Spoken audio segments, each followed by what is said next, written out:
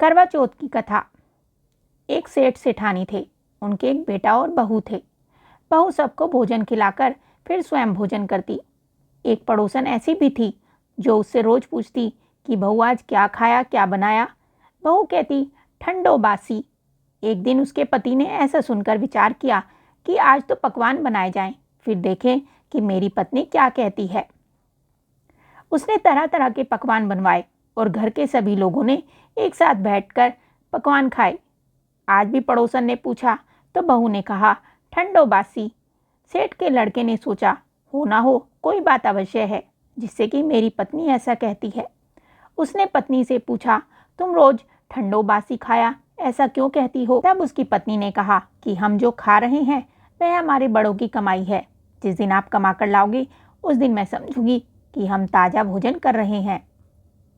अब एक दिन लड़के ने माँ से कहा माँ मैं एक बड़े शहर में कमाई करने जा रहा हूँ। माँ बोली बेटा हमारे पास इतना धन है कि खाया नहीं जाएगा। माँ के मना करने पर भी बेटे ने स्वयं कमाने का दृढ़ निश्चय कर लिया और जाते समय पत्नी से कहा मैं जब तक कमाकर बहुत सारा धन लेकर ना आऊँ तुम चूल्हे की आग मत बुझने देना। एक दिन चूल्हे की आग बुझ गई तो वह मन ही मन घबराने लगी। कहीं मेरे पति पर संकट तो नहीं आ गया। जल्दी से पड़ोस में से आग लाकर चूल्हे में रख दी। ऐसा विचार करके पड़ोस में गई। वहाँ पड़ोसन चौथ माता का व्रत कर रही थी। पड़ोसन ने कहा थोड़ी देर में आकर ले जाना। बहू ने पड़ोसन से पूछा आप ये क्या व्रत कर रही हो, इससे क्या मिलता है। पड़ोसन ने कहा कि यह चौथ माता का व्रत है और इसके करने से अन्न लक्ष्मी मिले और अपनी मनोकामनाएं पूरी होती हैं। अब बहू भी चौथ माता का व्रत करने लगी। दीवार पर चौथ माता बनाई। उस दिन घी गुड़ का चूरमा बनाकर रात्रि को चंद्रमा को अर्घ्य देकर भोजन किया। ऐसा करते करते बहुत दिन हो गए।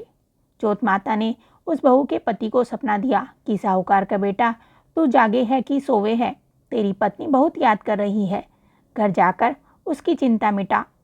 तू दुकान खोलकर बैठ जाना, आज तेरा हिसाब किताब चुकता हो जाएगा। अब तो चौथ माता ने जैसा कहा था वैसा ही हुआ। उसने घर जाने की तैयारी की और गाड़ी भर के धन दौलत लेकर चल दिया। रास्ते में एक बड़ा सा काला नाग फन फैलाए बैठा था। वो उससे कहने लगा आज तो मैं तुझे डसूंगा। तब सेठ के लड़के ने सांप से कहा आज चौथ माता मेरे सपने में आई थी तो मैं पत्नी से मिलने घर जा रहा हूँ। वहाँ मेरी पत्नी बहुत चिंता कर रही है, मैं उससे मिलकर जरूर आऊँगा, तब तुम मुझे डस लेना। नाग ने कहा तुम मुझे वचन देकर जाओ कि तुम वापस आओगे। अगर तुम नहीं आए तो मैं तुम्हारे घर आकर तुम्हें डस लूँगा। इस प्रकार सांप को वचन देकर वह अपने घर पहुँचा। वहाँ सभी से हंसी खुशी मिला और भोजन करने के बाद उदास होकर बैठ गया। उसकी पत्नी ने उदास होने का कारण पूछा तो पति ने काले नाग वाली बात बताते हुए कहा यदि मैं उसके पास नहीं जाऊंगा तो वह घर आकर ही मुझे डस लेगा। पत्नी बहुत चतुर थी। उसने कहा कि आप घबराओ नहीं, लेट जाओ, मैं एक उपाय करती हूँ। पत्नी ने कमरे की 7 पैड़ी धोई। पहली सीढ़ी पर रेत, दूसरी पर इत्र, तीसरी पर गुलाल फूल, चौथी पर कक्कू केसर, 5वीं पर लड्डू पेड़ा, 6ठी पर गादी गलीचा और 7वीं सीढ़ी पर दूध का कटोरा भरकर रख दिया। इस प्रकार वह 7 ही सीढ़ी सजाकर बैठ गई। आधी रात होते ही नाग आकर सीढ़ी चढ़ने लगा। पहली सीढ़ी पर रेत में लौट गया और कहने लगा कि सेठ की बहू ने आराम तो बहुत दिया पर वचनों से बनकर आया हूँ सो डसूंगा अवश्य ही। इसी प्रकार 7 सीढ़ियों पर नाग आराम करता हुआ और कहता हुआ कि डसूंगा जरूर कमरे में जाने ही वाला था कि चौथ माता ने विचार किया कि अगर मैंने इसे नहीं बचाया तो धर्मकर्म कौन मानेगा। अब तो गणेश जी, चंद्रमा जी और चौथ माता ने उसे बचाने का विचार किया। चंद्रमा जी ने उजाला किया, चौथ माता ढाल बनी और गणेश जी ने तलवार लेकर नाग को मार दिया और ढाल से ढक दिया। अब बहू भी थकी हारी सो गई। दिन उगा तो लोग बेटे से मिलने आए परंतु बेटा बहू तो उठे ही नहीं थे। बहुत देर हो गई तो माँ उन्हें उठाने गई। माँ ने 7 सीढ़ियों पर जो कुछ देखा तो बहुत घबराई और बेटा बहू को आवाज़ लगाई। बेटा बहू उठे तो देखा कि एक ढाल तलवार वहाँ पड़ी है। अब ढाल उठाई तो वहाँ काला नाग मरा हुआ पड़ा था।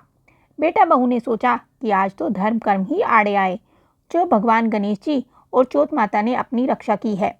हे चौथ माता, आपने जैसे सेठ के बेटे की बहू की रक्षा की वैसे सबकी रक्षा करना। बोलो चौथ माता की जय। ये कहानी आपको कैसी लगी हमें कमेंट करके ज़रूर बताएं। साथ ही वीडियो को लाइक करें और चैनल को सब्सक्राइब करें। धन्यवाद।